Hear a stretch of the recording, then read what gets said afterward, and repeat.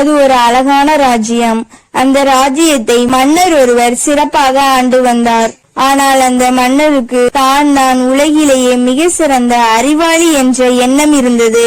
அதைப்போல் தன் நாட்டு மக்கள் அனைவரும் அறிவாளிகளாக இருப்பதாகவும், உலகிலேயே தன்னை போலவும் தன் நாட்டு மக்களைப் போலவும் மிக சிறந்த புத்திசாலிகள் வேறு எங்குமே இல்லை என்று ஆணவத்தோடு இருந்தார். அந்த மன்னரின் இந்த ஆணவம் அந்த நாட்டின் ராஜகுருவுக்கு மிகுந்த மனக்கவலையை ஏற்படுத்தியது. அதே நேரம் புத்திமதி சொன்னால் அதை கேட்கக்கூடிய மனநிலையில் அரசர் இல்லை என்பதை உணர்ந்து கொண்ட ராஜகுரு அரசனின் ஆணவத்தை அடக்குவதற்காக ரகசிய திட்டம் ஒன்றை செயல்படுத்துகிறார்.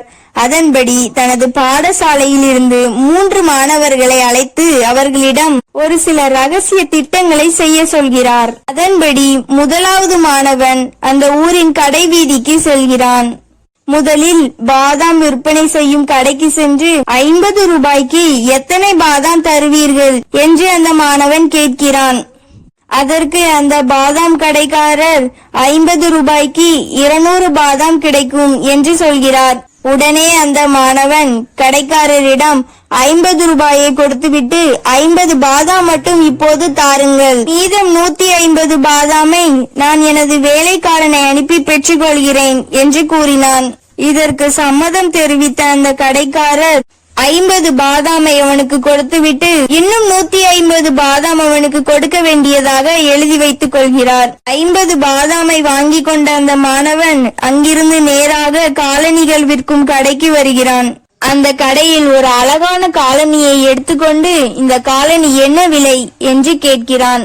அந்த காலணி கடைக்காரர் அது மிகவும் விசேஷமான காலணி என்றும் அதனால் அந்த காலணி 200 ரூபாய் வரும் என்றும் சொல்கிறார்.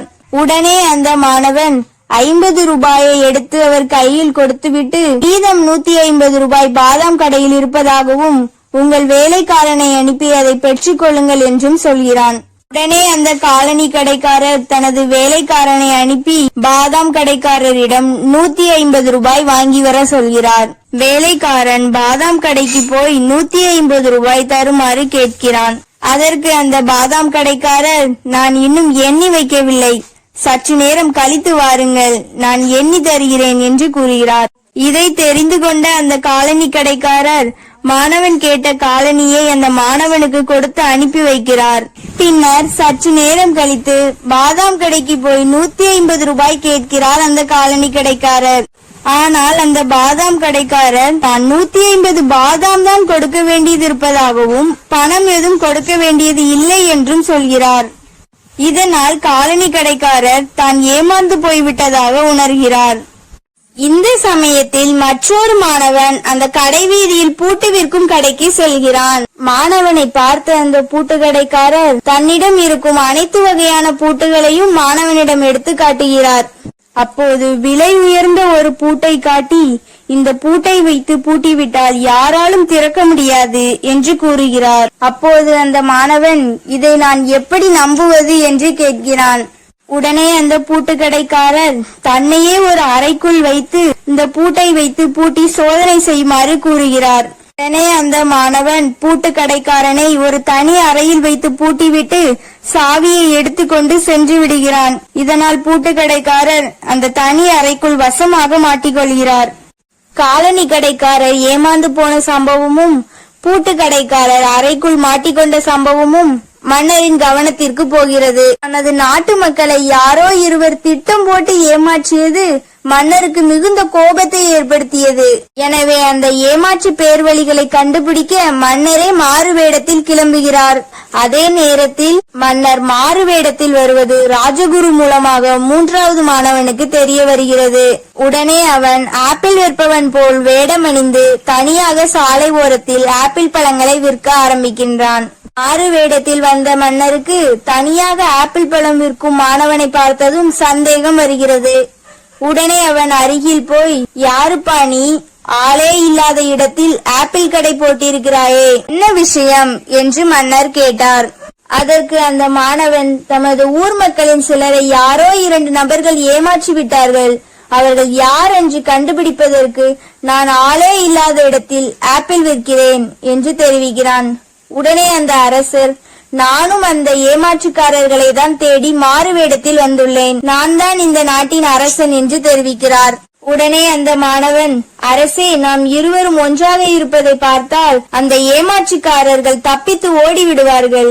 எனவே நீங்க எங்கேயாவது சென்று மறைந்து கொள்ளுங்கள். நான் அவர்கள் வந்தவுடன் அவர்களை பிடித்து உங்களிடம் ஒப்படைக்கிறேன் என்று கூறுகிறான்.